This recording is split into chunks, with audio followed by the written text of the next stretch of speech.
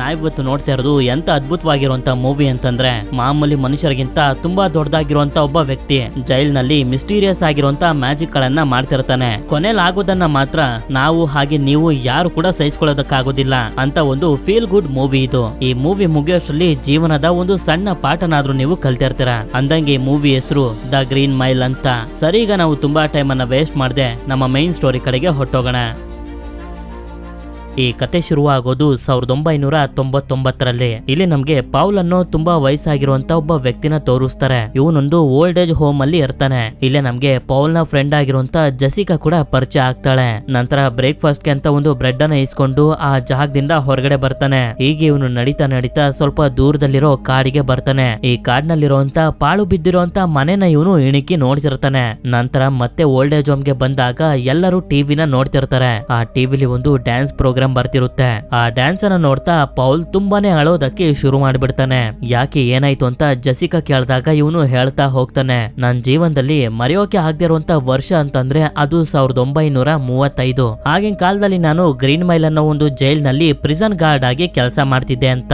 ನಂತರ ಸೀನ್ ಇಲ್ಲಿಂದ 1935 flash back ಗೆ ಬರುತ್ತೆ. ಇಲ್ಲಿ ಕೈದಿಗಳ ಕೈಲಿ ಪೊಲೀಸರು ಕೆಲಸನ ಮಾಡಿಸ್ತಿರ್ತಾರೆ. ಇದೇ ಜಾಗದಲ್ಲಿ ಗ್ರೀನ್ ಮೈಲ್ ಜೈಲನ್ನು ಕೂಡ ನಮ್ಗೆ ತೋರಿಸ್ತಾರೆ. ಹಾಗೆ ಜೈಲ್ ನಲ್ಲಿರುವಂತ ಯಂಗ್ ಪೌಲ್ ನ ಕೂಡ ನಮ್ಗೆ ತೋರಿಸ್ತಾರೆ. ಈಗ ಇವನಿಗೆ ಯೂರಿನ್ ಇನ್ಫೆಕ್ಷನ್ ಇರುತ್ತೆ. ಆದ್ರಿಂದ ಇವನಿಗೆ ಯೂರಿನ್ ಮಾಡೋದಕ್ಕೆ ತುಂಬಾನೇ ಕಷ್ಟ ಆಗ್ತಿರುತ್ತೆ. ನಂತರ ಪೌಲ್ ನ ಜೊತೆ ಕೆಲಸ ಮಾಡೋ ಮತ್ತೊಬ್ಬ ಗಾರ್ಡ್ ಬ್ರೂಟಸ್ ಬಂದು ಹೇಳ್ತಾನೆ ಜೈಲಿಗೆ ಹೊಸ ಕೈದಿ ಬಂದಿದ್ದಾನೆ ಅಂತ. ಆ ವ್ಯಕ್ತಿನ ನೋಡಿ ಬ್ರೂಟಸ್ ಅಂತೂ ಹೆದರ್ಕೊಬಿಡ್ತಾನೆ. ಯಾಕೆಂತಂದ್ರೆ ಅವನು ಮಾಮೂಲಿ ಮನುಷ್ಯರಿಗಿಂತ ತುಂಬಾನೇ ದೊಡ್ಡದಾಗಿರ್ತಾನೆ. ಇದರಿಂದ ಈ ಜೈಲ್ ನಲ್ಲಿರುವಂತ ಪ್ರಿಸನರ್ಸ್ ಗಳು ಹಾಗೆ ಎಲ್ಲಾ ಗಾರ್ಡ್ಸ್ ಗಳು ತುಂಬಾನೇ ಶಾಕ್ ಆಗೋಗಿರ್ತಾರೆ. ನಂತರ ಪೌಲ್ ಈ ವ್ಯಕ್ತಿನ ಕೇಳ್ತಾನೆ, ನೀನು ಒಳ್ಳೆ ರೀತಿಲಿ ಬಿಹೇವ್ ಮಾಡ್ತೀಯ ಅಂತ. ಆಗ ಈ ಕೈದಿನೂ ಕೂಡ ಹೌದು ಬಾಸ್ ಮಾಡ್ತೀನಿ ಅಂತ ಹೇಳ್ತಾನೆ. ಇದೇ ಜೈಲಿನಲ್ಲಿ ಪರ್ಸಿ ಅನ್ನೋ ಒಬ್ಬ ಗಾರ್ಡ್ ಕೂಡ ಇರ್ತಾನೆ. ಇವನು ತುಂಬಾನೇ ಕೆಟ್ಟವನು. ಕೈದಿಗಳಿಗೆಲ್ಲ ತುಂಬಾನೇ ಹಿಂಸೆ ಕೊಡ್ತಿರ್ತಾನೆ. ಇದರಿಂದ ಗಾರ್ಡ್ಸ್ ಗಳಿಗೆ ಹಾಗೆ ಕೈದಿಗಳಿಗೆ ಇವನನ್ನ ಕಂಡ್ರೆ ಸ್ವಲ್ಪನೂ ಕೂಡ ಇಷ್ಟ ಇರೋದಿಲ್ಲ. ನಂತರ ಪೌಲ್ ಈ ವ್ಯಕ್ತಿಯ ಲಾಕ್ ಅನ್ನ ಓಪನ್ ಮಾಡಿಸ್ತಾನೆ. ಹೀಗೆ ಇವನು ಆ ವ್ಯಕ್ತಿ ಜೊತೆ ಮಾತಾಡ್ತಿರ್ಬೇಕಾದ್ರೆ ನಮ್ಗೆ ಗೊತ್ತಾಗುತ್ತೆ ಈ ವ್ಯಕ್ತಿ ಹೆಸರು ಜಾನ್ ಕಾಫಿ ಅಂತ. ಮತ್ತೇನಾದ್ರೂ ನಿನ್ಗೆ ಡೌಟ್ ಇದೆಯಾ ಅಂತ ಕೇಳಿದಾಗ ಜಾನ್ ಕಾಫಿ ಕೇಳ್ತಾನೆ, ನೀವು ರಾತ್ರಿ ಆಗ್ತಿದ್ದಂಗೆನೆ ಎಲ್ಲಾ ಲೈಟ್ ನು ಆಫ್ ಮಾಡ್ಬಿಡ್ತೀರಾ? ಯಾಕೆ ಅಂತಂದ್ರೆ ನನ್ಗೆ ಕತ್ಲಂದ್ರೆ ತುಂಬಾ ಭಯ ಅಂತ. ಇಲ್ಲ, ಕಾರಿಡಾರ್ ಅಲ್ಲಿ ಲೈಟ್ ಯಾವಾಗ್ಲೂ ಆನ್ ಅಲ್ಲಿ ಇರುತ್ತೆ ಅಂತ ಇವನು ಹೇಳ್ತಾನೆ. ಇದರಿಂದ ಜಾನ್ ಹ್ಯಾಂಡ್ ಶೇಕ್ ಮಾಡ್ತಾನೆ. ಜಾನ್ ಕಾಫಿ ಇಷ್ಟು ದೊಡ್ಡದಾಗಿ ದೈತ್ಯವಾಗಿದ್ರು ಕೂಡ ಇವನ ಮನ್ಸು ಮಗುವಿನ ಮನ್ಸಿನ ತರ ಇರುತ್ತೆ. ಇವನ ಈ ಬಿಹೇವಿಯರ್ ನ ನೋಡಿ ಪೌಲ್ಗಂತೂ ತುಂಬಾನೇ ನಗು ಬರ್ತಿರುತ್ತೆ. ಆಗ ಜಾನ್ ಹೇಳ್ತಾನೆ, ಬಾಸ್ ನಾನು ಅವರನ್ನ ಕಾಪಾಡೋದಕ್ಕೆ ತುಂಬಾನೇ ಪ್ರಯತ್ನ ಪಟ್ಟೆ, ಆದ್ರೆ ನನ್ ಕೈಲಿ ಆಗ್ಲಿಲ್ಲ ಅಂತ. ಆದ್ರೆ ಇದು ಪೌಲ್ಗೆ ಅರ್ಥ ಆಗದೆ ಅಲ್ಲಿಂದ ಹೊರಗಡೆ ಬಂದ್ಬಿಡ್ತಾನೆ. ನಂತರ ಜಾನ್ ಕಾಫಿ ಬಗ್ಗೆ ತಿಳ್ಕೋಬೇಕು ಅಂತ ಪೌಲ್ ಅವನ್ ಕೇಸ್ ನ ಸ್ಟಡಿ ಮಾಡೋದಕ್ಕೆ ಶುರು ಮಾಡ್ತಾನೆ. ಒಂದು ದಿನ ಒಂದು ತಂದೆ ತಾಯಿ ಗಮನಿಸ್ತಾರೆ, ಮನೇಲೆಲ್ಲ ರಕ್ತ ಹಾಕಿರುತ್ತೆ. ಅವರಿಬ್ಬರ ಹೆಣ್ಣು ಮಕ್ಕಳು ಕಾಣ್ತಿರೋದಿಲ್ಲ. ಆದ್ರಿಂದ ಹಳ್ಳಿಯವರೆಲ್ಲ ಸೇರಿ ಆ ಇಬ್ರು ಹೆಣ್ಮಕ್ಳನ್ನ ಹುಡ್ಕೋದಕ್ಕೆ ಶುರು ಮಾಡ್ತಾರೆ. ಆಗ ಜಾನ್ ಕಾಫಿ ಒಂದು ಜಾಗದಲ್ಲಿ ಸತ್ತೋಗಿರೋಂತ ಆ 2 ಹೆಣ್ಮಕ್ಳನ್ನ ಹಿಡ್ಕೊಂಡು ಜೋರಾಗಿ ಅಳ್ತಿರ್ತಾನೆ. ಹಳ್ಳಿಯವರೆಲ್ಲ ಅನ್ಕೋಬಿಡ್ತಾರೆ ಇವನೇ ಅವರನ್ನ ಸಾಯಿಸಿರೋದು ಅಂತ. ಆದ್ರೆ ಜಾನ್ ಮಾತ್ರ ಹೇಳ್ತಿರ್ತಾನೆ, ನಾನ್ ಅವರನ್ನ ಕಾಪಾಡೋದಕ್ಕೆ ತುಂಬಾನೇ ಪ್ರಯತ್ನ ಪಟ್ಟೆ ಅಂತ. ಆದ್ರೆ ಆ ಮಾತನ್ನ ಯಾರು ಕೇಳದೆ ಅವನನ್ನ ಅರೆಸ್ಟ್ ಮಾಡ್ಬಿಡ್ತಾರೆ. ಇದನ್ನೆಲ್ಲ ನೋಡಿ ಪೌಲ್ಗಂತೂ ಸ್ವಲ್ಪ ಶಾಕ್ ಆಗುತ್ತೆ. ನಿಜವಾಗ್ಲೂ ಜಾನ್ ಕಾಫಿ ಈ ರೀತಿ ಮಾಡಿರ್ತಾನ ಅಂತ. ಅದೇ ಸಮಯಕ್ಕೆ ಜೈಲ್ ನ ವಾರ್ಡನ್ ಅಲ್ಲಿಗೆ ಬರ್ತಾನೆ. ಹೀಗೆ ಇವರಿಬ್ರು ಮಾತಾಡ್ತಿರ್ಬೇಕಾದ್ರೆ ಇಲ್ಲ ನಮ್ಗೆ ಗೊತ್ತಾಗೋದು ಗಾರ್ಡ್ ಆಗಿರುವಂತ ಪರ್ಸಿ ಇದಾನಲ್ಲ, ಅವನು ಗವರ್ನರ್ ಹೆಂಡತಿಯ ತಮ್ಮ. ರೆಕಮೆಂಡೇಶನ್ ನ ಮೇಲೆ ಅವನಿಗೆ ಕೆಲಸ ಸಿಕ್ಕಿರುತ್ತೆ. ಯಾರಾದ್ರೂ ಅವನಿಗೆ ಸ್ವಲ್ಪ ಬೈದ್ರು ಕೂಡ ಗವರ್ನರ್ ಆಫೀಸ್ ಇಂದ ಇವರಿಗೆ ಕಾಲ್ ಬರುತ್ತೆ. ಹಾಗೆ ನಮ್ಗೆ ಮತ್ತೊಂದು ವಿಷಯ ಗೊತ್ತಾಗುತ್ತೆ, ವಾರ್ಡನ್ ನ ಹೆಂಡತಿ ಕ್ಯಾನ್ಸರ್ ನ ಕೊನೆಯ ಸ್ಟೇಜ್ ನಲ್ಲಿ ಇದಾರೆ ಅಂತ. ಅಷ್ಟೇ ಅಲ್ಲ, ಜೂನ್ 10ನೇ ತಾರೀಕಿಗೆ ಜಾನ್ ಕಾಫಿಯ ಡೆತ್ ವಾರೆಂಟ್ ಇರುತ್ತೆ, ಅಂದ್ರೆ ಗಲ್ಲು ಶಿಕ್ಷೆ. ಮನೆಗ್ ಬಂದು ಪೌಲ್ ಇದ್ರ ಬಗ್ಗೆ ತುಂಬಾನೇ ಯೋಚನೆ ಮಾಡ್ತಿರ್ತಾನೆ. ಅಷ್ಟು ಒಳ್ಳೆ ರೀತಿಲಿ ನಡ್ಕೊಳ್ಳುವಂತ ಜಾನ್ ಕಾಫಿ ಈ ರೀತಿ ಎಲ್ಲ ಮಾಡೋದಕ್ಕೆ ಸಾಧ್ಯನಾ ಅಂತ. ಆಗ ಪೌಲ್ ನ ಹೆಂಡತಿ ಅಲ್ಲಿಗೆ ಬಂದು ಇವನಿಗೆ ಸಮಾಧಾನ ಮಾಡ್ತಾಳೆ. ಮಾರನೇ ದಿನ ಬ್ರೂಟಸ್ ಪೌಲ್ ನ ಕರೆದು ತೋರಿಸ್ತಾನೆ. ಒಂದು ಇಲಿ ಇವ್ರ ಹತ್ರ ಬಂದು ಊಟ ಕೇಳ್ತಿರುತ್ತೆ. ಆದ್ರಿಂದ ಇವರು ಕೂಡ ಒಂದು ಬಿಸ್ಕೆಟ್ ತುಂಡನ್ನ ಹಾಕಿದ ತಕ್ಷಣ ಇಲಿ ಅದನ್ನ ತಿಂದು ಮುಂದೆ ಇದ್ದಂತ ಒಂದು ರೂಮ್ ನ ಒಳಗಡೆ ಹೊರಟೋಗುತ್ತೆ. ಆದ್ರಿಂದ ಇಲಿಗಳು ಸೇರಿ ಆ ರೂಮ್ ಅನ್ನ ಹಾಳು ಮಾಡಬಾರ್ದು ಅಂತ ಪೌಲ್ ಹಾಗೆ ಅವನ ಟೀಮ್ ನವರು ಆ ರೂಮ್ ನಲ್ಲಿದ್ದಂತ ಎಲ್ಲಾ ವಸ್ತುಗಳನ್ನ ಹೊರಗಡೆ ತೆಗೆದು ನೋಡ್ತಾರೆ. ಆದ್ರೆ ಎಲ್ಲೂ ಕೂಡ ಆ ಇಲಿ ಇವರಿಗೆ ಸಿಗೋದೇ ಇಲ್ಲ. ಮಾರನೇ ದಿನ ಮತ್ತೊಂದ್ಸಲ ಇಲಿ ಇವರ ಮುಂದೆ ಬರುತ್ತೆ. ಆಗ ಪರ್ಸಿ ಆ ಇಲಿನ ನೋಡ್ಬಿಡ್ತಾನೆ. ಬೇರೆ ಆಫೀಸರ್ಸ್ ಗಳು ಬಿಸ್ಕೆಟ್ ತುಂಡನ ಅದಕ್ಕೆ ಹಾಕ್ತಿರ್ಬೇಕಾದ್ರೆ ಇವನು ಮಾತ್ರ ಅದಕ್ಕೆ ಹೊಡೆದು ಸಾಯಿಸೋದಕ್ಕೆ ನೋಡ್ತಿರ್ತಾನೆ. ಅದು ರೂಮ್ ನ ಒಳಗಡೆ ಹೋಗ್ತಿದ್ದಂಗೆನೆ ಇವನು ಕೂಡ ಆ ಬೀಗನ ತೆಗೆಯೋದಕ್ಕೆ ಶುರು ಮಾಡ್ತಾನೆ. ಅದೇ ಸಮಯಕ್ಕೆ ಇವರಿಬ್ರು ಕೂಡ ಬಂದು ಪರ್ಸಿ ಮಾಡ್ತಿರುವಂತ ಕೆಲಸನ ನೋಡ್ತಾರೆ. ಇವನು ರೂಮ್ ನಲ್ಲಿರುವಂತ ವಸ್ತುಗಳನ್ನೆಲ್ಲ ಹೊರಗಡೆ ತೆಗೆದು ಇಲಿನ ಹಿಡಿಯೋದಕ್ಕೆ ನೋಡ್ತಿರ್ತಾನೆ. ಆದ್ರೆ ಯಾರು ಕೂಡ ಇವನನ್ನ ತಡೆಯೋದಿಲ್ಲ. ಎಷ್ಟೇ ಹುಡುಕಿದ್ರು ಕೂಡ ಪರ್ಸಿಗೂ ಆ ಇಲಿ ಸಿಗೋದಿಲ್ಲ. ಆಗ ಪೌಲ್ ಬಂದು ಇವನಿಗೆ ಬೈತಿರ್ತಾನೆ. ಯಾಕೆ ಅಂತಂದ್ರೆ ಇವನು ಕೈದಿಗಳಿಗೆ ಅಷ್ಟು ಹಿಂಸೆ ಕೊಡೋದು ಇವನಿಗೂ ಕೂಡ ಇಷ್ಟ ಇರೋದಿಲ್ಲ. ಆದ್ರಿಂದ ಇವನಿಗೆ ಹೇಳ್ತಾನೆ, ಮತ್ತೆ ಈ ವಸ್ತುಗಳನ್ನೆಲ್ಲ ರೂಮ್ ನ ಒಳಗಡೆ ಇಟ್ಟು ನಿನ್ ಪಾಡಿಗೆ ನಿನ್ ಕೆಲ್ಸನ ನೋಡ್ಕೊಂಡು ಇದ್ರೆ ಒಳ್ಳೇದು ಅಂತ. ನಂತರ ಮುಂದಿನ ಸೀನ್ ಅಲ್ಲಿ ನಮ್ಗೆ ತೋರಿಸ್ತಾರೆ, ಇವತ್ತು ಒಬ್ಬ ವ್ಯಕ್ತಿಗೆ ಗಲ್ಲು ಶಿಕ್ಷೆ ಇರುತ್ತೆ. ಆದ್ರಿಂದ ಅವನನ್ನ ಗಲ್ಲಿಗೆ ಹಾಕೋದಕ್ಕೆ ಎಲ್ಲಾ ತಯಾರನ್ನು ಮಾಡ್ಕೋತಿರ್ತಾರೆ. ಎಲ್ಲ ಆಗ್ತಿದ್ದಂಗೆನೆ ಒಂದು ಸ್ಪಂಜ್ ಅನ್ನ ಒದ್ದೆ ಮಾಡಿ ಆ ವ್ಯಕ್ತಿಯ ತಲೆ ಮೇಲೆ ಇಡ್ತಾರೆ. ಯಾಕೆ ಅಂತಂದ್ರೆ ನೀರಿರೋದ್ರಿಂದ ಆ ವ್ಯಕ್ತಿಗೆ ಜೋರಾಗಿ ಕರೆಂಟ್ ಹೊಡೆದು ಬೇಗ ಪ್ರಾಣ ಹೋಗ್ಲಿ ಅಂತ. ನಂತರ ಸರಿಯಾದ ಸಮಯಕ್ಕೆ ಶಾಕ್ ಕೊಡೋದಕ್ಕೆ ಶುರು ಮಾಡ್ತಾರೆ. ಇವನ ಪ್ರಾಣ ಹೋಗುವವರೆಗೂ ಬಿಡೋದಿಲ್ಲ, ಕರೆಂಟ್ ಶಾಕ್ ಅನ್ನ ಕೊಡ್ತಾನೆ ಇರ್ತಾರೆ. ಆ ವ್ಯಕ್ತಿ ಸತ್ತೋಗಿದ್ರು ಕೂಡ ಪರ್ಸಿ ಆ ಡೆಡ್ ಬಾಡಿ ಜೊತೆ ಫನ್ನಿ ಆಗಿ ಏನೇನೋ ಮಾತಾಡ್ತಿರ್ತಾನೆ. ಆದ್ರಿಂದ ಬ್ರೂಟಸ್ ಅವನಿಗೆ ವಾರ್ನಿಂಗ್ ಕೊಡ್ತಾನೆ, ನಿನ್ನ ಈ ತರ ಆಟಗಳನ್ನೆಲ್ಲ ನಿನ್ನ ಹತ್ರನೇ ಇಟ್ಕೋ ಅಂತ. ಇಲ್ಲೇ ನಮ್ಗೆ ಮತ್ತೊಂದು ವಿಷಯ ಗೊತ್ತಾಗುತ್ತೆ, ಪರ್ಸಿ ಇಲ್ಲಿಂದ ಬೇರೆ ಗೌರ್ಮೆಂಟ್ ಜಾಬ್ಗೆ ಹೋಗ್ತಿದ್ದಾನೆ ಅಂತ. ಆದ್ರಿಂದ ಎಷ್ಟಾಗುತ್ತೋ ಅಷ್ಟು ಬೇಗ ಹೋಗು ಅಂತ ಪೌಲ್ ಹೇಳಿದಾಗ ಇವನು ಕೂಡ ಹೇಳ್ತಾನೆ, ನಾನ್ ಇಲ್ಲಿಂದ ಹೋಗ್ಬೇಕು ಅಂತಂದ್ರೆ ನನಗೋಸ್ಕರ ನೀನೊಂದು ಕೆಲಸನ ಮಾಡ್ಬೇಕು. ಮುಂದಿನ ಸಲ ಯಾರಿಗಾದ್ರೂ ಗಲ್ಲು ಶಿಕ್ಷೆಯನ್ನ ಕೊಡ್ತಿರ್ಬೇಕಾದ್ರೆ ಆ ಶಿಕ್ಷೆನ ಕೊಡೋದಕ್ಕೆ ನನ್ನ ನೀನು ಲೀಡರ್ ಮಾಡ್ಬೇಕು. ಆ ಕೆಲಸ ಮುಗಿತಿದ್ದಂಗೆನೆ ಜೈಲ್ನ ಬಿಟ್ಟು ನಾನು ಹೊರಟೋಗ್ತೀನಿ ಅಂತ. ಪೌಲ್ ಕೂಡ ಸ್ವಲ್ಪ ಯೋಚನೆ ಮಾಡಿ ಸರಿ ಅಂತ ಹೇಳಿ ಒಪ್ಕೋತಾನೆ. ಮುಂದಿನ ಸೀನ್ ಅಲ್ಲಿ ಪೌಲ್ ಹಾಗೆ ಅವನ ಟೀಮ್ ನವರು ನೋಡ್ತಾರೆ, ಡೆಲಾಕ್ರೂಸ್ ಅನ್ನೋ ಒಬ್ಬ ಕೈದಿ ಹತ್ರ ಆ ಇಲಿ ಇರುತ್ತೆ. ಇವನು ಆಫೀಸರ್ಸ್ ಗಳಿಗೆ ಹೇಳ್ತಿರ್ತಾನೆ, ಈ ಇಲಿ ಹೆಸರು ಮಿಸ್ಟರ್ ಜಂಗಲ್ಸ್ ಅಂತ. ಅಷ್ಟೇ ಅಲ್ಲ, ಇವನು ಆ ಇಲಿಗೆ ಟ್ರೈನಿಂಗ್ ಅನ್ನು ಕೂಡ ಕೊಡೋದಕ್ಕೆ ಶುರು ಮಾಡ್ಕೊಬಿಟ್ಟಿರ್ತಾನೆ. ಅದೇ ಸಮಯಕ್ಕೆ ಅಲ್ಲಿಗೆ ಪರ್ಸಿ ಕೂಡ ಬಂದು ಆ ಇಲಿನ ನೋಡ್ತಾನೆ. ಪೌಲ್ ಹಾಗೆ ಅವನ ಟೀಮ್ ನವರು ಇಲ್ಲಿರೋದ್ರಿಂದ ಆ ಇಲಿಗೆ ಇವನು ಏನು ಮಾಡೋದಿಲ್ಲ. ಡೆಲಾಕ್ರೂಸ್ ಹತ್ರ ಹಾಗೆ ಮಾತಾಡ್ತಾ ಹೊರಟೋಗ್ತಾನೆ. ನಂತರ ವಾರ್ಡನ್ ಪೌಲ್ ನ ಕರೆಸಿ ಹೇಳ್ತಾನೆ, ನಾಳೆ ಜೈಲಿಗೆ ಒಬ್ಬ ಹೊಸ ಕೈದಿ ಬರ್ತಿದ್ದಾನೆ, ಅವನ ಹೆಸರು ವಿಲ್ ಅಂತ. ಅವನು 3 ಜನರನ್ನ ಸಾಯಿಸಿ ಜೈಲಿಗೆ ಬರ್ತಿದ್ದಾನೆ ಅಂತ. ಮಾರನೇ ದಿನ ನಮ್ಗೆ ತೋರಿಸ್ತಾರೆ, ಹೊಸ ಕೈದಿ ಆಗಿದಂತ ಬಿಲ್ ನ ಕರ್ಕೊಂಡ್ ಬರ್ತಿರ್ತಾರೆ. ಈ ಕಡೆ ಜಾನ್ ಕಾಫಿ ಪೌಲ್ಗೆ ಕೇರ್ಫುಲ್ ಆಗಿರಿ ಅಂತ ಹೇಳ್ತಿರ್ತಾನೆ. ಅದೇ ಸಮಯಕ್ಕೆ ಬಿಲ್ ನ ಒಳಗಡೆ ಕರ್ಕೊಂಡ್ ಬರ್ತಿರ್ಬೇಕಾದ್ರೆ ಇವನು ಎಲ್ಲಾ ಆಫೀಸರ್ಸ್ ಗಳ ಮೇಲೆ ಅಟ್ಯಾಕ್ ಮಾಡಿ ಅವರಿಗೆ ಚೆನ್ನಾಗಿ ಹೊಡೆಯೋದಕ್ಕೆ ಶುರು ಮಾಡ್ತಾನೆ. ಪೌಲ್ ಅವನನ್ನ ತಡೆಯೋದಕ್ಕೆ ಹೋದಾಗ ಇವನ ಮಧ್ಯ ಭಾಗಕ್ಕೆ ಒದ್ ಬಿಡ್ತಾನೆ. ನಂತರ ತುಂಬಾ ಕಷ್ಟಪಟ್ಟು ಅವನನ್ನ ಕಂಟ್ರೋಲ್ಗೆ ತಗೊಂಡು ಸೆಲ್ಗೆ ತಗೊಂಡ್ ಬಂದು ಬಿಸಾಕ್ತಾರೆ. ಸರಿ ಅಂತ ಹೇಳಿ ಅವರೆಲ್ಲರೂ ಅಲ್ಲಿಂದ ಹೋಗ್ತಿದ್ದಂಗೆನೆ ಪೌಲ್ಗೆ ತುಂಬಾ ನೋವು ಬರೋದಕ್ಕೆ ಶುರು ಆಗುತ್ತೆ. ಯಾಕೆಂತಂದ್ರೆ ಇವನಿಗೆ ಯೂರಿನ್ ಇನ್ಫೆಕ್ಷನ್ ಇತ್ತಲ್ಲ, ಅದ್ರ ಮೇಲೆನೆ ಬಿಲ್ ಒದ್ಬಿಟ್ಟಿರ್ತಾನೆ. ಆಗ ಜಾನ್ ಕಾಫಿ, ಬಾಸ್ ನಾನ್ ನಿಮ್ಗೆ ಹೆಲ್ಪ್ ಮಾಡ್ತೀನಿ ಬನ್ನಿ ಅಂತಾನೆ.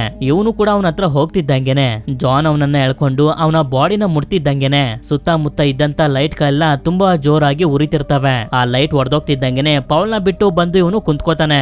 ಆಗ ಒಂದಷ್ಟು ಕೀಟಗಳನ್ನ ಇವನ ಬಾಯಿಯಿಂದ ರಿಲೀಸ್ ಮಾಡ್ತಾನೆ. ಇದನ್ನೆಲ್ಲ ನೋಡಿ ಪೌಲ್ಗಂತೂ ತುಂಬಾನೇ ಶಾಕ್ ಆಗೋಗಿರುತ್ತೆ. ಇವನು ನನ್ ಜೊತೆ ಏನ್ ಮಾಡ್ದ ಅಂತ. ನಾನ್ ನಿಮ್ಗೆ ಹೆಲ್ಪ್ ಮಾಡಿದೀನಿ ಅಂತ ಜಾನ್ ಹೇಳ್ತಾನೆ. ಆದ್ರಿಂದ ಇವನು ವಾಶ್ರೂಮ್ ಗೆ ಬಂದು ಯೂರಿನ್ ಮಾಡಿದಾಗ ಇವನಿಗೆ ಗೊತ್ತಾಗೋಗುತ್ತೆ, ಇವನಿಗೆ ಯೂರಿನ್ ಇನ್ಫೆಕ್ಷನ್ ಇತ್ತಲ್ಲ ಅದು ಕಂಪ್ಲೀಟ್ ಆಗಿ ವಾಸಿ ಆಗೋಗಿದೆ ಅಂತ.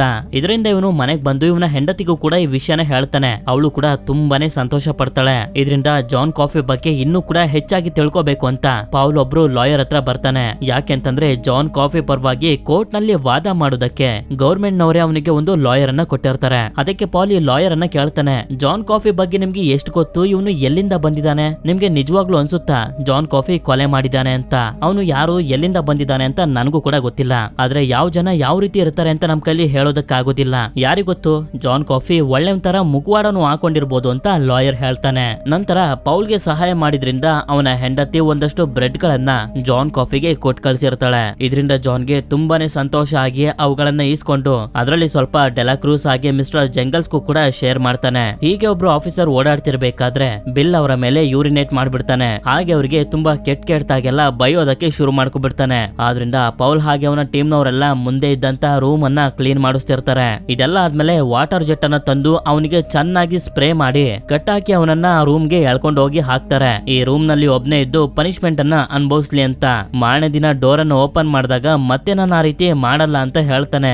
ಆದ್ರೆ ಅದು ಸುಳ್ಳಾಗಿರುತ್ತೆ. ಯಾಕೆ ಅಂತಂದ್ರೆ ಇವನು ಬಿಸ್ಕೆಟ್ ಅನ್ನ ತಿಂದು ಬ್ರೂಟಸ್ ನ ಮೇಲೆ ಉಗಿದು ಬಿಡ್ತಾನೆ. ಅದಕ್ಕೆ ಪನಿಷ್ಮೆಂಟ್ ಗೆ ಅಂತ ಇವನನ್ನ ಮತ್ತೆ ಅದೇ ರೂಮ್ ನ ಒಳಗಡೆ ಹಾಕ್ತಾರೆ. ನಂತರ ಪೌಲ್ ಡೆಲಾಕ್ರೂಸ್ ಹತ್ರ ಬಂದು ಮಿಸ್ಟರ್ ಜಂಗಲ್ಸ್ ನ ಜೊತೆ ಒಂದು ಶೋ ಮಾಡೋದಕ್ಕೆ ನೀನು ರೆಡಿ ಆಗು ಅಂತ ಹೇಳ್ತಾನೆ. ಆಫೀಸರ್ಸ್ ಗಳೆಲ್ಲ ಶೋ ನೋಡೋದಕ್ಕೆ ರೆಡಿ ಆಗಿರ್ತಾರೆ. ಅದೇ ಸಮಯಕ್ಕೆ ಅಲ್ಲಿಗೆ ಡೆಲಾಕ್ರೂಸ್ ಬಂದು ಮಿಸ್ಟರ್ ಜಂಗಲ್ಸ್ ನ ಜೊತೆಗೆ ಸರ್ಕಸ್ ಶೋ ಮಾಡೋದಕ್ಕೆ ಶುರು ಮಾಡ್ತಾನೆ. ಈ ಕಡೆ ಪರ್ಸಿನು ಕೂಡ ಮುಂದಿನ ಗಲ್ಲು ಶಿಕ್ಷೆಯಲ್ಲಿ ಲೀಡರ್ ಆಗೋದಕ್ಕೆ ಎಲ್ಲಾ ತಯಾರನ್ನು ಮಾಡ್ಕೋತಿರ್ತಾನೆ. ಅದೇ ಸಮಯಕ್ಕೆ ಶೋ ಮುಗಿಸ್ಕೊಂಡು ಡೆಲಾಕ್ರೂಸ್ ಕೂಡ ಅಲ್ಲಿಗೆ ಬರ್ತಾನೆ. ಆಗ ಪರ್ಸಿನು ಕೂಡ ಇವನ್ ಜೊತೆ ತುಂಬಾ ಚೆನ್ನಾಗಿ ಮಾತಾಡ್ತಿರ್ತಾನೆ. ಆದ್ರೆ ಡೆಲಾಕ್ರೂಸ್ಗೆ ಮಾತ್ರ ಅವನ ಮೇಲೆ ನಂಬಿಕೆ ಬರದೆ ಜಾಸ್ತಿ ಮಾತಾಡೋದಕ್ಕೆ ಹೋಗೋದಿಲ್ಲ. ಅದೇ ಸಮಯಕ್ಕೆ ಬಿಲ್ ಪರ್ಸಿನ ಹಿಡ್ಕೊಂಡು ಎದುರಿಸ್ಬಿಡ್ತಾನೆ. ಅದನ್ನ ನೋಡಿ ಡೆಲಾಕ್ರೂಸ್ ನಗೋದಕ್ಕೆ ಶುರು ಮಾಡ್ಕೊಬಿಡ್ತಾನೆ. ಯಾಕೆ ಅಂತಂದ್ರೆ ಪರ್ಸಿ ಹೆದರ್ಕೊಂಡು ಯೂರಿನೇಟ್ ಮಾಡ್ಕೊಬಿಟ್ಟಿರ್ತಾನೆ. ಇದರಿಂದ ಇವನಿಗೆ ತುಂಬಾನೇ ಅವಮಾನ ಆಗೋಗುತ್ತೆ. ಹಾಗೆ ಡೆಲಾಕ್ರೂಸ್ ನ ಮೇಲೆ ತುಂಬಾ ಕೋಪ ಕೂಡ ಬಂದ್ಬಿಡುತ್ತೆ. ನಂತರ ಪೌಲ್ ಹಾಗೆ ಬ್ರೂಟಸ್ ಡೆಲಾಕ್ರೂಸ್ ಕ್ರೂಸ್ ಹತ್ರ ಮಾತಾಡ್ತಿರ್ತಾರೆ. ಯಾಕೆಂತಂದ್ರೆ ನಾಳೆ ಇವನನ್ನ ಗಲ್ಲು ಶಿಕ್ಷೆಗೆ ಹಾಕ್ತಿರ್ತಾರೆ. ಆದ್ರಿಂದ ಇವನು ಅವ್ರಿಬ್ರನ್ನ ಕೇಳ್ತಿರ್ತಾನೆ, ನಾನು ಸತ್ ಮೇಲೆ ಮಿಸ್ಟರ್ ಜಂಗಲ್ಸ್ ನ ಯಾರು ನೋಡ್ಕೋತಾರೆ ಅಂತ. ಆಗ ಇವರು ಕೂಡ ಹೇಳ್ತಿರ್ತಾರೆ, ಇಲಿಗಳನ್ನ ಸಾಕೋದಕ್ಕೆ ಅಂತಾನೆ ಒಂದು ಜಾಗ ಇದೆ, ಅಲ್ಲಿಗೆ ನಾವು ಮಿಸ್ಟರ್ ಜಂಗಲ್ಸ್ ನ ಕರ್ಕೊಂಡೋಗಿ ಬಿಡ್ತೀವಿ, ಆ ಜಾಗದಲ್ಲಿ ಅದು ಆರಾಮಾಗಿ ಇರುತ್ತೆ ಅಂತ. ಅದಕ್ಕೆ ಡೆಲಾಕ್ರೂಸ್ ಕೂಡ ಸರಿ ಅಂತ ಹೇಳಿ ಒಪ್ಕೋತಾನೆ. ಆ ಇಲಿ ಹೊರಗಡೆ ಬರ್ತಿದ್ದಂಗೆನೆ ಪರ್ಸಿ ಬಂದು ಅದನ್ನ ಸಾಯಿಸ್ಬಿಡ್ತಾನೆ. ಇದರಿಂದ ಡೆಲಾಕ್ರೂಸ್ಗೆ ಎಷ್ಟು ನೋವಾಗುತ್ತೆ ಅಂತಂದ್ರೆ ಹೇಳ್ಕೊಳ್ಳೋದಕ್ಕೂ ಕೂಡ ಅವನ ಕೈಲಿ ಆಗ್ತಿರೋದಿಲ್ಲ. ಪರ್ಸಿ ಅಲ್ಲಿಂದ ಹೋದ್ಮೇಲೆ ಜಾನ್ ಕಾಫಿ ಅವರಿಗೆ ಹೇಳ್ತಾನೆ, ಮಿಸ್ಟರ್ ಜಂಗಲ್ಸ್ ನ ನನ್ನ ಹತ್ರ ಕರ್ಕೊಂಡ್ ಬನ್ನಿ ಅಂತ. ಅದನ್ನ ತಗೊಂಡ್ ಬಂದು ಕೊಡ್ತಿದ್ದಂಗೆನೆ ಇವನ ಪವರ್ ಅನ್ನ ಯೂಸ್ ಮಾಡೋದಕ್ಕೆ ಶುರು ಮಾಡ್ತಾನೆ. ಹಾಗೆ ಸ್ವಲ್ಪ ಹೊತ್ತಿನ ನಂತರ ಇವನ ಬಾಯಿಯಿಂದ ಒಂದಷ್ಟು ಕೀಟಗಳನ್ನ ಹೊರಗಡೆ ಬಿಡ್ತಾನೆ. ನೋಡಿದ್ರೆ ಮಿಸ್ಟರ್ ಜಂಗಲ್ಸ್ ಮತ್ತೊಂದ್ಸಲ ಜೀವಂತಗೊಂಡಿರುತ್ತೆ. ಇದನ್ನ ನೋಡಿ ಎಲ್ರಿಗೂ ಕೂಡ ತುಂಬಾನೇ ಶಾಕ್ ಆಗೋಗಿರುತ್ತೆ. ಜಾನ್ ಕಾಫಿ ನಿಜವಾಗ್ಲೂ ಯಾರು ಇವನು ಮನುಷ್ಯನ ದೇವ್ರ ಅಂತ. ನಂತರ ಪೌಲ್ ಹಾಗೆ ಬ್ರೂಟಸ್ ಪರ್ಸಿ ಹತ್ರ ಬಂದು ಹೇಳ್ತಾರೆ, ಆ ಇಲಿ ಇನ್ನೂ ಕೂಡ ಸೇಫ್ ಆಗಿ ಇದೆ, ಏನೂ ಆಗಿಲ್ಲ. ನೀನ್ ಎಷ್ಟು ನಾಲಾಯಕ್ ಅಂತಂದ್ರೆ ನಿನ್ ಕೈಲಿ ಒಂದು ಇಲಿನೂ ಕೂಡ ಸಾಯಿಸೋದಕ್ಕಾಗ್ಲಿಲ್ಲ ಅಂತ ಹೇಳ್ತಾ ಪೌಲ್ ಅವನಿಗೆ ವಾರ್ನಿಂಗ್ ಕೊಡೋದಕ್ಕೆ ಶುರು ಮಾಡ್ತಾನೆ. ಡೆಲಾಕ್ರೂಸ್ ನ ಗಲ್ಲು ಶಿಕ್ಷೆಗೆ ಹಾಕ್ತಿರ್ಬೇಕಾದ್ರೆ ನಾನ್ ನಿನ್ನ ಲೀಡರ್ ಮಾಡ್ತೀನಿ, ನೀನ್ ಕೇಳಿರೋದು ಮುಗಿದ್ಮೇಲೆ ನೀನ್ ಇಲ್ಲಿಂದ ಬೇರೆ ಕಡೆಗೆ ಟ್ರಾನ್ಸ್ಫರ್ ಆಗಿ ಹೋಗ್ಬೇಕು ಅಂತ. ನಂತರ ಮಾರನೇ ದಿನ ತುಂಬಾ ಜೋರಾಗಿ ಮಳೆ ಬರ್ತಿರುತ್ತೆ. ಹಾಗೆ ಡೆಲಾಕ್ರೂಸ್ ಕೂಡ ಮಿಸ್ಟರ್ ಜಂಗಲ್ಸ್ ನ ಜೊತೆ ಕೊನೆಯದಾಗಿ ಆಟ ಆಡ್ತಿರ್ತಾನೆ. ಪೌಲ್ ಹಾಗೆ ಅವನ ಜನರೆಲ್ಲರೂ ಇವನನ್ನ ಕರ್ಕೊಂಡು ಹೋಗೋದಕ್ಕೆ ಬಂದಾಗ ಪೌಲ್ ಬರೋವರೆಗೂ ಜಾನ್ ಇದನ್ನ ನೋಡ್ಕೊಳ್ಳಿ ಅಂತ ಮಿಸ್ಟರ್ ಜಾಂಗಲ್ಸ್ ನ ಜಾನ್ ನ ಕೈಗೆ ಕೊಡ್ತಾನೆ. ಹಾಗೆ ಪ್ರಾಮಿಸ್ ಕೂಡ ಮಾಡಿಸ್ಕೊತಾನೆ, ನೀವು ಹೇಳುದ್ರಲ್ಲ ಇಲಿಗಳನ್ನ ಸಾಕೋದಕ್ಕೆ ಅಂತಾನೆ ಒಂದು ಜಾಗ ಇದೆ ಅಂತ, ಪ್ಲೀಸ್ ಅಲ್ಲಿಗೆ ಕರ್ಕೊಂಡು ಹೋಗಿ ಮಿಸ್ಟರ್ ಜಾಂಗಲ್ಸ್ ನ ಬಿಡಿ ಅಂತ. ಅದಕ್ಕೆ ಇವರೆಲ್ಲರೂ ಕೂಡ ಸರಿ ಅಂತ ಹೇಳಿ ಒಪ್ಕೋತಾರೆ. ನಂತರ ಇವನನ್ನ ಗಲ್ಲು ಶಿಕ್ಷೆಗೆ ಹಾಕುವಂತ ಜಾಗಕ್ಕೆ ಕರ್ಕೊಂಡು ಬಂದು ಎಲೆಕ್ಟ್ರಿಕ್ ಚೇರ್ ಗೆ ಕಟ್ ಹಾಕ್ತಾರೆ. ಈ ಕಡೆ ನಮ್ಗೆ ಗೊತ್ತಾಗುತ್ತೆ ಡೆಲಾಕ್ರೂಸ್ ಅನುಭವಿಸಿರುವಂತ ನೋವು ಜಾನ್ ಕಾಫಿಗೂ ಕೂಡ ಫೀಲ್ ಆಗ್ತಿದೆ ಅಂತ. ನಂತರ ಪರ್ಸಿ ಡೆಲಾಕ್ರೂಸ್ ಹತ್ರ ಬಂದು ಹೇಳ್ತಾನೆ, ಪೌಲ್ ಹಾಗೆ ಬ್ರೂಟಸ್ ನಿನ್ಗೆ ಹೇಳಿದಾರಲ್ಲ ಇಲಿಗಳನ್ನ ಸಾಕೋದಕ್ಕೆ ಅಂತಾನೆ ಒಂದು ಜಾಗ ಇದೆ, ಮಿಸ್ಟರ್ ಜಾಂಗಲ್ಸ್ ನ ಕರ್ಕೊಂಡು ಹೋಗಿ ಅಲ್ಲಿಗೆ ಬಿಡ್ತೀವಿ ಅಂತ. ಆತರ ಯಾವುದೇ ಜಾಗ ಇಲ್ಲ, ನಿನ್ಗೆ ಸಮಾಧಾನ ಮಾಡೋಕೆ ಆ ರೀತಿ ಹೇಳಿರೋದು ಅಂತ.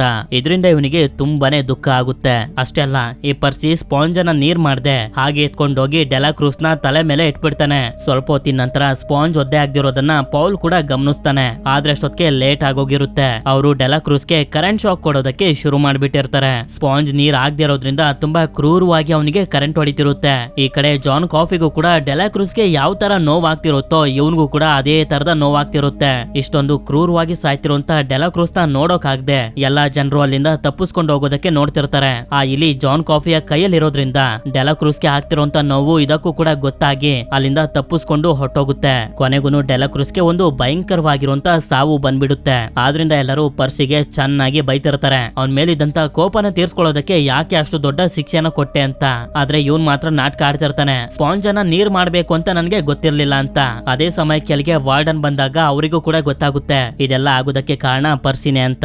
ನಂತರ ಪೌಲ್ ಜಾನ್ ಕಾಫಿ ಹತ್ರ ಬಂದಾಗ ಹೇಳ್ತಾನೆ, ಡೆಲಾಕ್ರೂಸ್ಗೆ ಆದಂತ ನೋವನ್ನ ನಾನು ಕೂಡ ಫೀಲ್ ಮಾಡ್ದೆ, ಅವನ್ ಬಗ್ಗೆ ನನ್ಗೆ ತುಂಬಾನೇ ಬೇಜಾರಾಗ್ತಿದೆ, ಅವನಿಗೆ ಅಂತ ಶಿಕ್ಷೆನ ಪರ್ಸಿ ಕೊಡಬಾರ್ದಾಗಿತ್ತು. ಹಾಗೆ ಮಿಸ್ಟರ್ ಜಾಂಗಲ್ಸ್ ನನ್ನ ಕೈಯಲ್ಲಿ ಇದ್ದಿದ್ರಿಂದ ಡೆಲಾಕ್ರೂಸ್ಗೆ ಆಗ್ತಿದ್ದಂತ ನೋವು ನನ್ನಿಂದ ಅದಕ್ಕೂ ಕೂಡ ಗೊತ್ತಾಗಿ ಇಲ್ಲಿಂದ ತಪ್ಪಿಸ್ಕೊಂಡು ಹೊಟ್ಟೋಯ್ತು. ಅದು ಮತ್ತೆ ಇಲ್ಲಿಗೆ ಬರುತ್ತೋ ಇಲ್ವೋ ಅಂತ ನನಗೆ ಗೊತ್ತಿಲ್ಲ ಅಂತ ಹೇಳಿ ಸುಸ್ತಾಯ್ತು ಅಂತ ಮಲ್ಕೋತಾನೆ. ಪೌಲ್ ಮನೆಗ್ ಬಂದು ಇದ್ರ ಬಗ್ಗೆನೇ ಯೋಚನೆ ಮಾಡ್ತಿರ್ಬೇಕಾದ್ರೆ ಇವನ ಹೆಂಡತಿ ಇವನಿಗೆ ಸಮಾಧಾನ ಮಾಡ್ತಾಳೆ. ಮಾರನೇ ದಿನ ಪೌಲ್ ಹಾಗೆ ಅವನ ಹೆಂಡತಿ ವಾರ್ಡನ್ ಮನೆಗೆ ಬರ್ತಾರೆ. ಯಾಕೆಂತಂದ್ರೆ ವಾರ್ಡನ್ ಹಾಗೆ ಪೌಲ್ ಇಬ್ರು ಕೂಡ ಫ್ರೆಂಡ್ಸ್ ಗಳು. ವಾರ್ಡನ್ ಹೆಂಡತಿ ಬ್ರೈನ್ ಟ್ಯೂಮರ್ ಇಂದ ಇನ್ನೇನು ಸಾಯೋದ್ರಲ್ಲಿ ಇರ್ತಾಳೆ. ಇದರಿಂದ ಪೌಲ್ಗಂತೂ ತುಂಬಾನೇ ಬೇಜಾರಾಗೋಗುತ್ತೆ. ಇದರಿಂದ ರಾತ್ರಿ ಮಲಗಿರ್ಬೇಕಾದ್ರೆ ಅವ್ರ ಬಗ್ಗೆನೇ ಯೋಚನೆ ಮಾಡ್ತಾ ಮಲಗಿರ್ತಾನೆ. ಮಾರನೇ ದಿನ ಪೌಲ್ ನ ಜೊತೆ ಕೆಲಸ ಮಾಡ್ತಿರುವಂತ ಎಲ್ಲಾ ಫ್ರೆಂಡ್ಸ್ ಗಳು ಮನೆಗ್ ಬಂದಿರ್ತಾರೆ ಲಂಚ್ಗೆ ಅಂತ.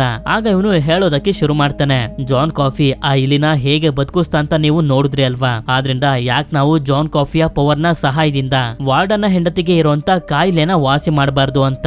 ಯಾಕೆಂದ್ರೆ ಅವನು ನನ್ನ ಯೂರಿನ್ ಇನ್ಫೆಕ್ಷನ್ ಕೂಡ ವಾಸಿ ಮಾಡಿದಾನೆ ಅಂತ ಹೇಳ್ತಿರ್ತಾನೆ. ಆದ್ರೆ ಮೊದ್ಲು ಯಾರಿಗೂ ಕೂಡ ಇದ್ರ ಮೇಲೆ ನಂಬಿಕೆ ಬರೋದಿಲ್ಲ.